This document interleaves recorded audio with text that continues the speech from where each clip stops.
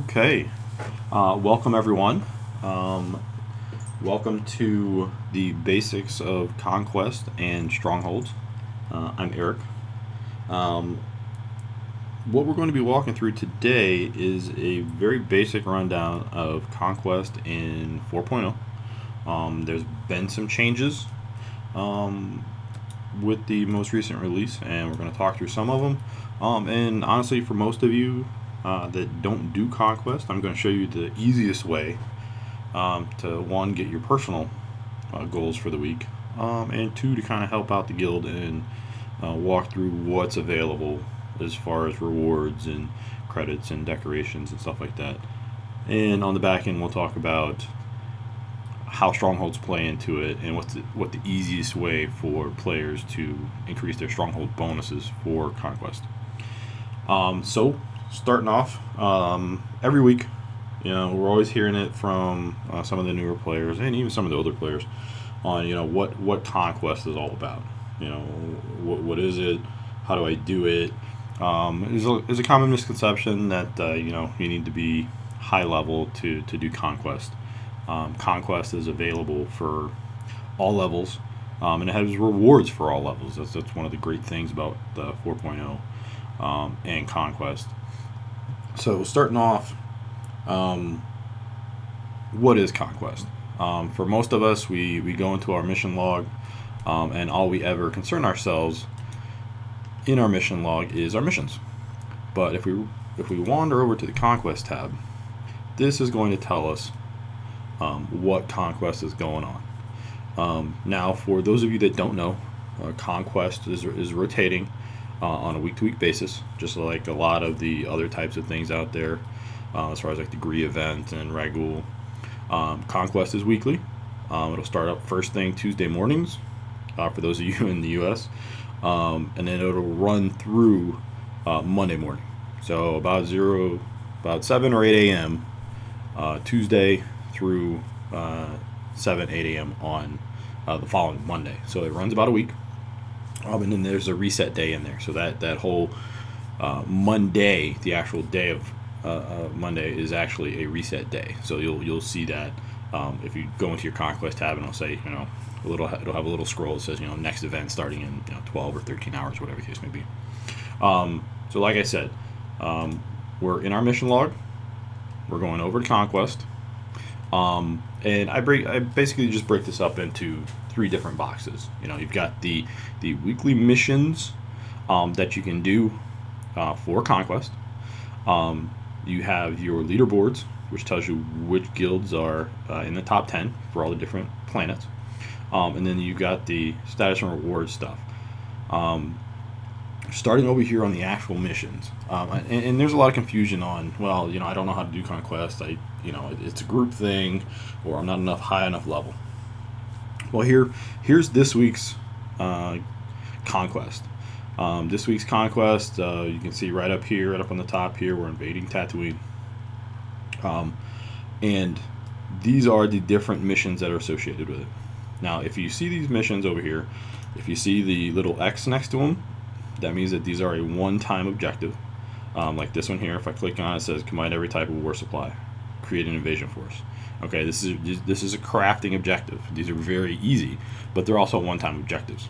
But they are pretty good points. 2,000 points for crafting an invasion force. If I go over to this one's 4,000 points for crafting a war supply. War supplies are very easy to craft. They're not very. There's not a lot of material required to craft them, and you're going to get a lot of points. Also, the other thing to note on these is you've got you'll see white numbers and green numbers. Green numbers here, this means that there's being a bonus is being applied for where we're invading. So this week, I've identified that we're invading Tatooine. So what we're doing is we're actually getting a bonus to this. And if I scroll down here, this will tell me. So crafting war supplies, it's telling me I'm getting a 2 times bonus for Tatooine. So that's what this green number is. So if they're white, you're not getting a bonus for them. You see this one, invasion force. If you come down over here, here's a one-time objective for defeating the world boss on Nar Shaddaa.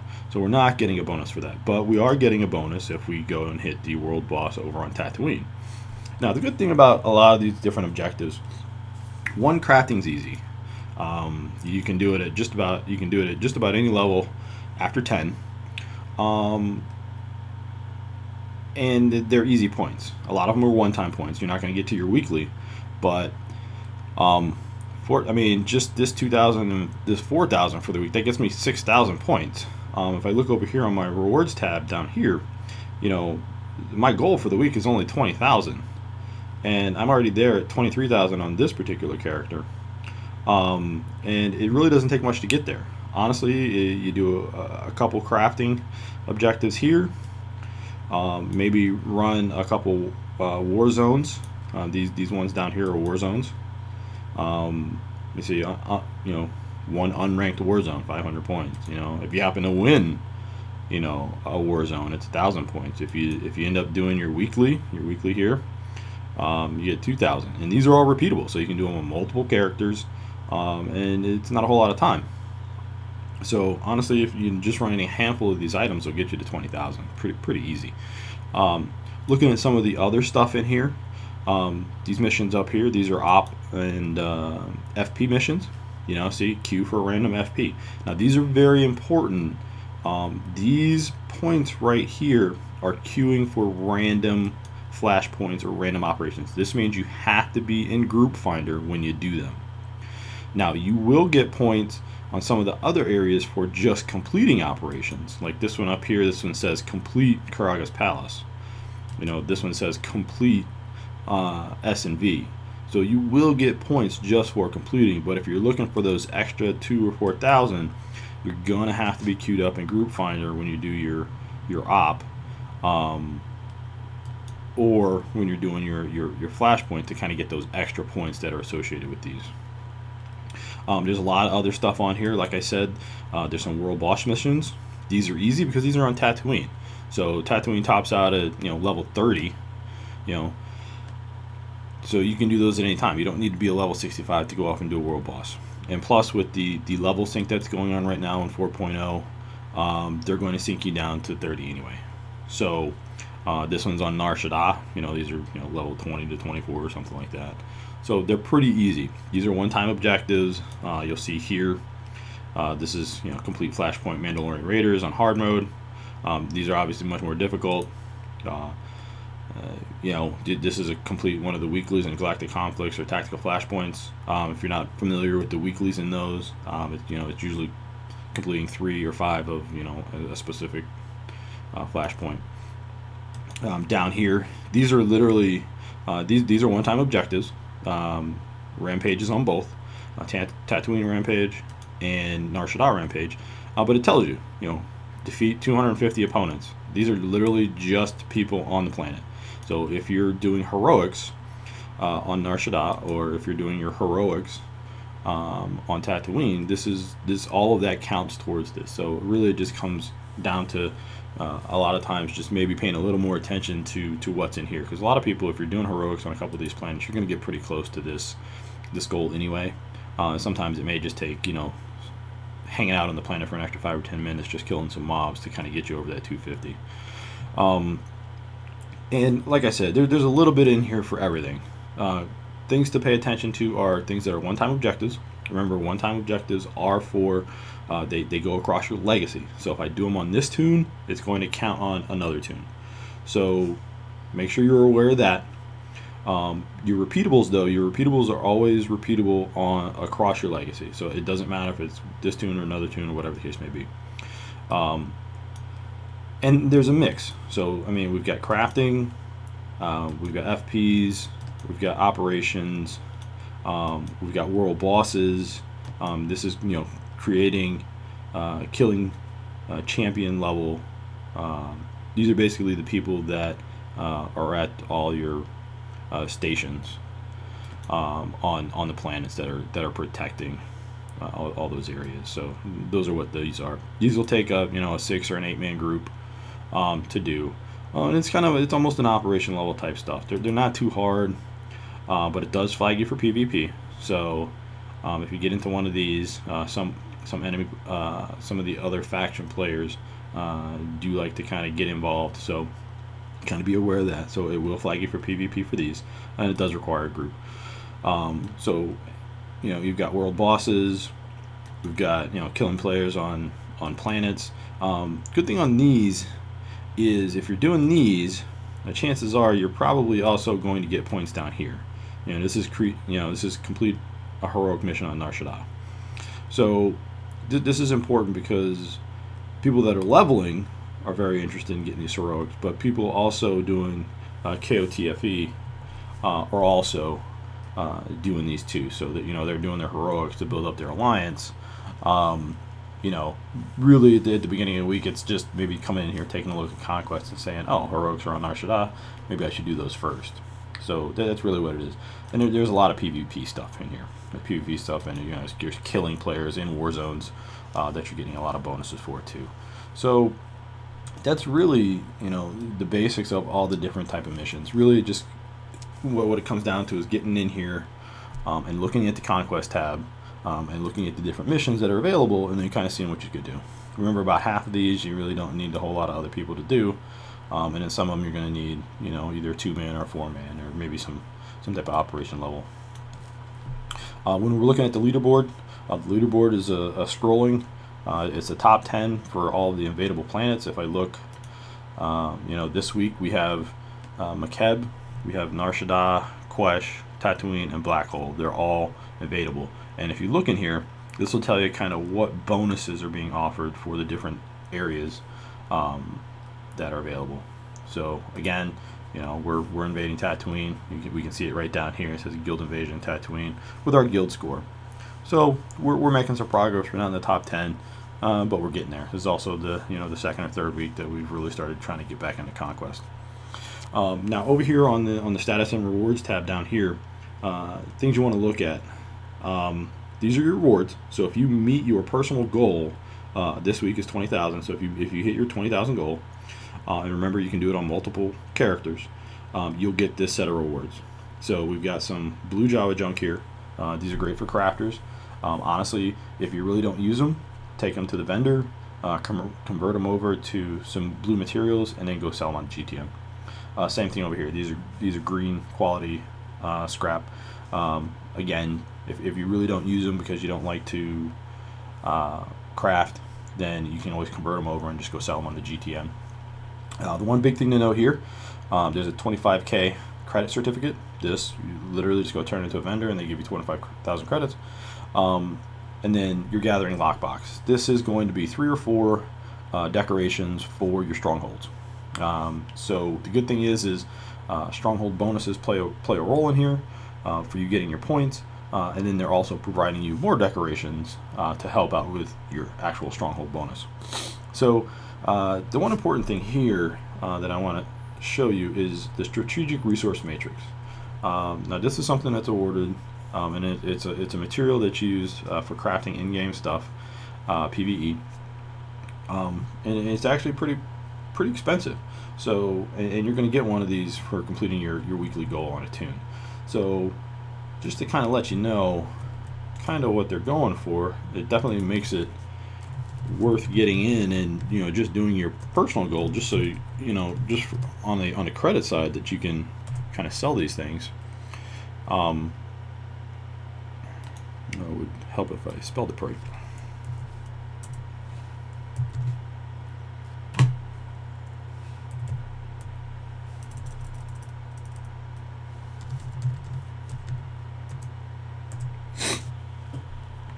Okay, and then we see some prices here. So this is a strategic resource matrix that you're getting for completing your personal goal, and they're going for 500k on the GTN, upwards of, on average they're probably going for 500k to about $1 million.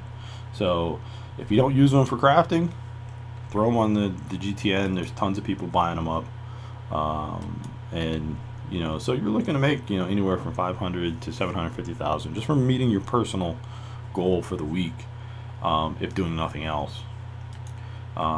Again, here's your personal rewards down here, and if I go over to the guild, you're going to see on the guild side some of the rewards that you're getting. You're getting more decorations. Now this is if the guild gets into the top 10 for the weekly.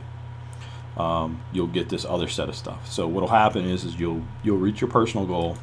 You'll get all this stuff right away.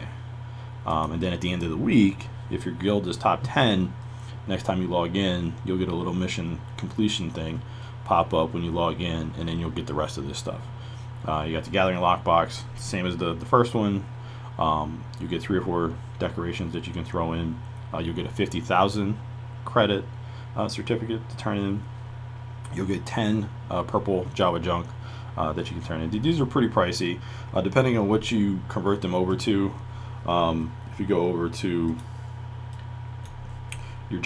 your vendors here, if you don't have them in your stronghold, they are available in the cartel market area on your fleets. But if you go in here, see which one's my purple one. Here's what you can trade in your purple Java junk for. And these are going to be a 1-for-1 swap unless it says otherwise. Like here, it says there's a customization in these 10.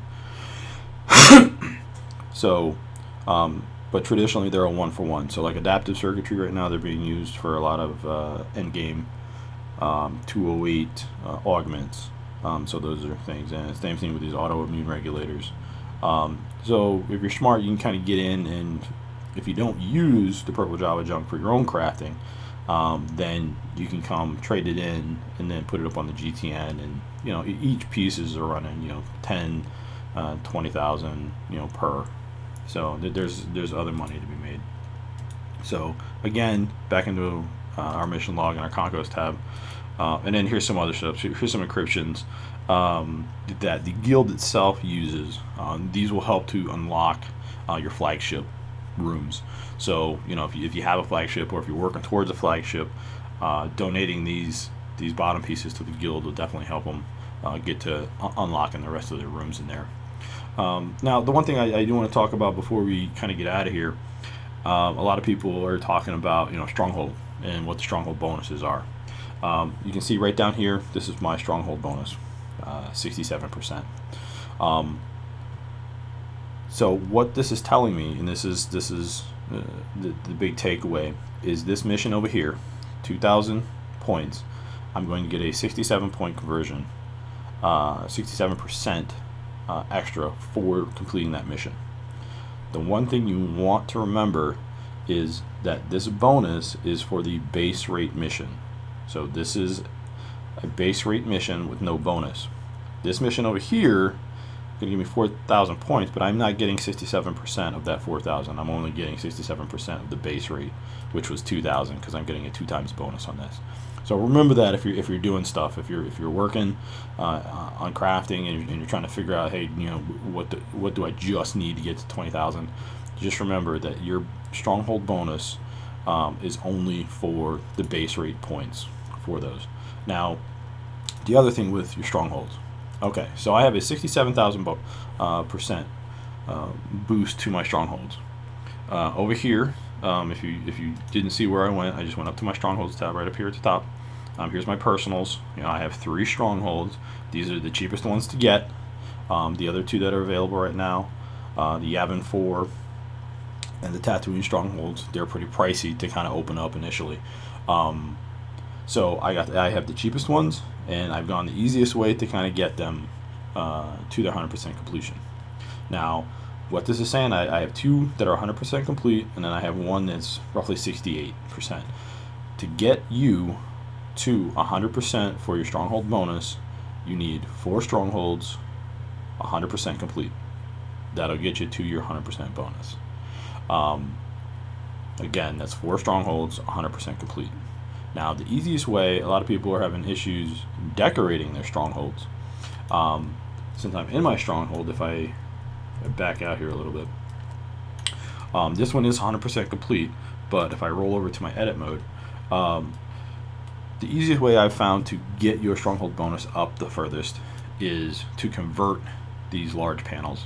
And this goes for anything, any of the panels that you see. So if I take this panel and I go over here to layouts, and I because this is 1 hook, this whole thing, but if I take it and I convert it over to 8 hooks, then I can put 8 pieces in here versus just the 1. And honestly, over here I've got 37 of these circular signs, or some of these other trophies. I can literally plug 8 of these in here, and get a 2% bonus on my strongholds for doing very little. And that's going to be the easiest way for any of you to kind of get your stronghold bonus as high as possible. And it doesn't look too bad. I haven't done it here. No, I really haven't done it here.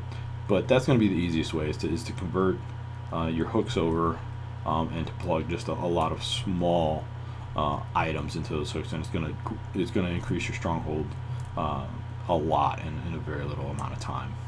All right. I hope everybody got at least a little bit more knowledgeable about Conquest. Conquest isn't bad. Everybody can do Conquest. It's really easy to get to your personal goal, and just doing some of the missions really helps out the guild that you're associated with, kind of get to their mission of getting into the top 10 and getting their stuff unlocked in the flagships. So I hope this was a helpful tutorial. We will be following up with some advanced stuff on how to get guilds going, so stay tuned for other stuff in the future. Hope everybody has a good day.